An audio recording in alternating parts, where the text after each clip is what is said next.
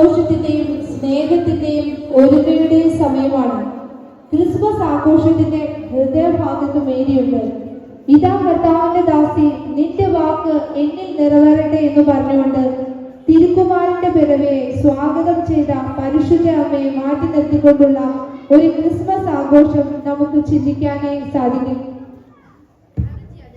പരിശുദ്ധ അമ്മ ലോകത്തിന്റെ പല ഭാഗങ്ങളിൽ വിവിധ പ്രത്യക്ഷീകരണത്തിലൂടെ മനുഷ്യ വംശത്തിന്റെ ഹൃദയ പരിവർത്തനത്തിനും പാപപരിഹാരത്തിനും ലോകത്തിൽ സമാധാനം സ്ഥാപിക്കുവാനും നിരന്തരം ആഹ്വാനം ചെയ്തുകൊണ്ടിരിക്കുന്നു. ഈ വർഷത്തെ ക്രിസ്മസ് ആഘോഷങ്ങളിൽ പരിശുദ്ധ അമ്മയുടെ പ്രത്യക്ഷീകരണങ്ങളെയും വിശുദ്ധരെയും ബൈബിൾ കഥാപാത്രങ്ങളെയും നമ്മുടെ വിശ്വാസ പരിശീലന വിഭാഗത്തിലെ കുട്ടികൾ നമുക്ക് മുമ്പിൽ അവതരിപ്പിക്കുമ്പോൾ സന്തോഷത്തോടെ ഈ വേദിയിലേക്ക് അവരെ നമുക്ക് സ്വാഗതം ചെയ്യാം.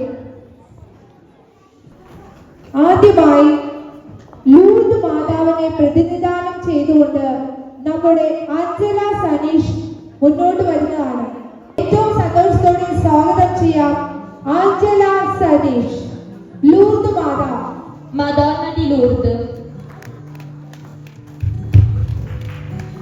ക്രൈസ്തവ സഭയുടെ പ്രശസ്തമായ ഒരു മരിയൻ തീർത്ഥാടന കേന്ദ്രമാണ് ഫ്രാൻസിലെ ലൂർദ്.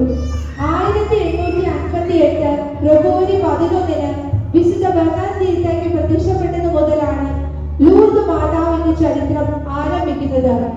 11 ഫെബ്രുവരി മുതൽ 16 ജൂലൈ വരെ 11 തവണ ഇത്തരത്തിൽ മാതാവ് വിശുദ്ധിക്ക് പ്രത്യക്ഷപ്പെട്ടു.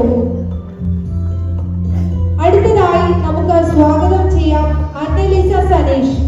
കൊച്ച് അന്നലീസ അവതരിപ്പിക്കുന്നത് ഗോഡലുപ്പ മാതാവിനെയാണ്. മദോന്ന ഡി ഗ്വാദാലിപ്പ. 1531 മെക്സിക്കോ സിറ്റിക്ക് സമീപം ജുവാൻ ദിയോക്ക് പരിശുദ്ധ മാതാവിന്റെ രൂപം കാട്ടിക്കൊടുത്തു. അതേ തുടർന്ന് വിശ്വാസം, പ്രതിരോധന ശേഷി, സംരക്ഷണം എന്നിവയുടെ ശക്തമായ ഒരു ചിഹ്നമായി ഗോഡലുപ്പയിലെ പരിശുദ്ധ മറിയത്തെ വിശ്വാസികൾ കാണുന്നു. അടുത്തതായി കടന്നു വരുന്നത് നമ്മുടെ സ്വന്തം കൊച്ചു ജെന്റിലാണ്. നമ്മുടെ കുഞ്ഞ് അവതരിപ്പിക്കുന്നത് ഒറോപ്പ മാതാവിനെയാണ്. നിറഞ്ഞ കയ്യടിയോടെ നമുക്ക് സ്വാഗതം ചെയ്യാം ജെന്റി. മദോന്ന ഡി ഒറോപ്പ.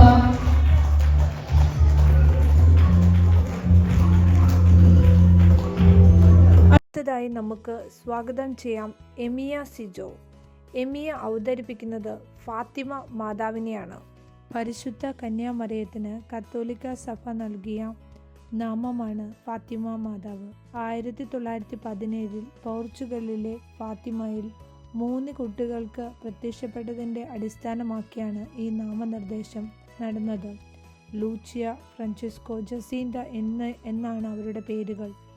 1917 മെയ് 13 മുതൽ 13 ഒക്ടോബർ വരെ 6 തവണയാണ് മാതാവ് ഇവർക്ക് പ്രത്യക്ഷപ്പെട്ടത്. അടുത്തതായിട്ട് നമുക്ക് സ്വാഗതം ചെയ്യാം ജാനറ്റ് ജോൺ. അവതരിപ്പിക്കുന്നത് മെജുഗോരി മാതാവിനെയാണ്. മദോന്ന ഡി മജുഗോരിയ. 1981 മെജുഗോരി, ബോസ്നിയ എന്നിവിടങ്ങളിൽ 6 കുട്ടികൾക്ക് പരിശുദ്ധ അമ്മ പ്രത്യക്ഷപ്പെട്ടതിനെ തുടർന്നാണ് മെജുഗോരി ചരിത്രം ആരംഭിക്കുന്നത്. 2019 മെയ് മാസത്തിലാണ് വത്തിക്കാൻ ഔദ്യോഗികമായി ഇവിടേക്കുള്ള തീർത്ഥാടനത്തിന് അധികാരം നൽകിയത്. അടുത്തതായി നമുക്ക് സ്വാഗതം ചെയ്യാം നിയ സിജോ.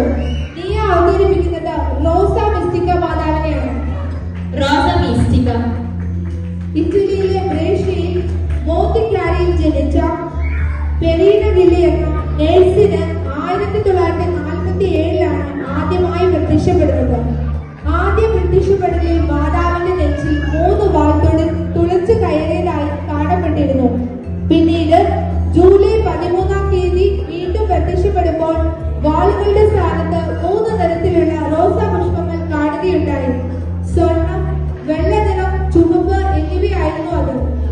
ലോകം മുഴുവൻ റോസാ മിസ്റ്റിക്ക മാതാവിനെ കാണപ്പെടുന്നതും അറിയപ്പെടുന്നതും ഈ രൂപത്തിലാണ്. അടുത്തതായി നമ്മുടെ മുന്നിലേക്ക് കടന്നു വരുന്നത് നമ്മുടെ കൊച്ചു ജോയലാണ്. യേശുവിന്റെ ഉയർപ്പിനെ അവതരിപ്പിക്കാനായി നമുക്ക് ജോയലിനെ സ്വാഗതം ചെയ്യാം. Resurrezione di Gesù.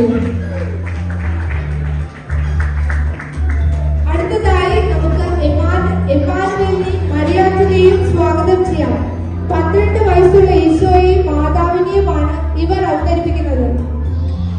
Gesù bambino di 12 anni. അടുത്തതായി നമുക്ക് സ്വാഗതം ചെയ്യാനുള്ളത് ബെത്ലഹേമിനെയും ബെന്നറ്റിനെയുമാണ്. നസ്രത്തിലെ തിരുകുടുംബമാണ് ഇവർ അവതരിപ്പിക്കുന്നത്.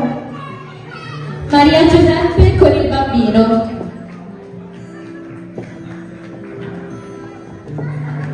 അടുത്തതായി വരുന്നത് സാറ റോബിയാണ്.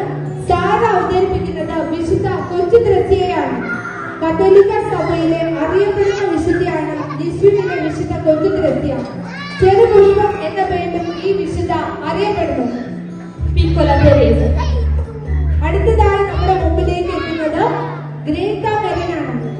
വിശുദ്ധ ലൂക്കായുടെ സുവിശേഷം 1-ാം അധ്യായം 39-ാം വചനം.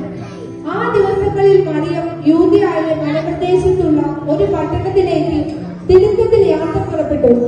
അവൾ സക്രിയയുടെ വീട്ടിൽ പ്രവേശിച്ച് എലിസബത്തിനെ അഭിവാദനം ചെയ്തു. അതെ, പരിശുദ്ധ അമ്മയുടെ ചാർച്ചക്കാരിയായ എലിസബത്തിനെയാണ് ഗ്രേത്ത മെറിൻ അവതരിപ്പിക്കുന്നത്. Santa Elisabetta.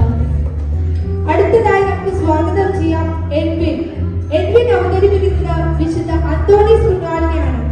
ഏവർക്കും സുപരിചിതനായ വിശുദ്ധ അന്തോണീസ് ജനിച്ചത് പോർച്ചുഗലിൽ ലിസ്ബണിലാണ്. ഇറ്റലിയിലെ പാദോയിലാണ് മരിച്ചത്. Sant'Antonio. അടുത്തതായി നമുക്ക് സ്വാഗതം ചെയ്യാം എഡ്വിൻ. എഡ്വിൻ അവതരിപ്പിക്കുന്നത് വിശുദ്ധ ചാവറ കുര്യാക്കോസ് അച്ഛനെയാണ്. Camara Ciariacugliosi. നമ്മുടെ കേരളത്തിൽ ക്രിസ്ത്യൻ കുടുംബത്തിൽ കുര്യാക്കോസ് ചാവറയുടെ മറിയം തോമസിന്റെയും മകനായി 10 ഫെബ്രുവരി 1805 ആണ് അദ്ദേഹം ജനിക്കുന്നത്. 3 ജനുവരി 1871 65 വയസ്സിലാണ് അദ്ദേഹം മരിക്കുന്നത്. 2014 നവംബർ 21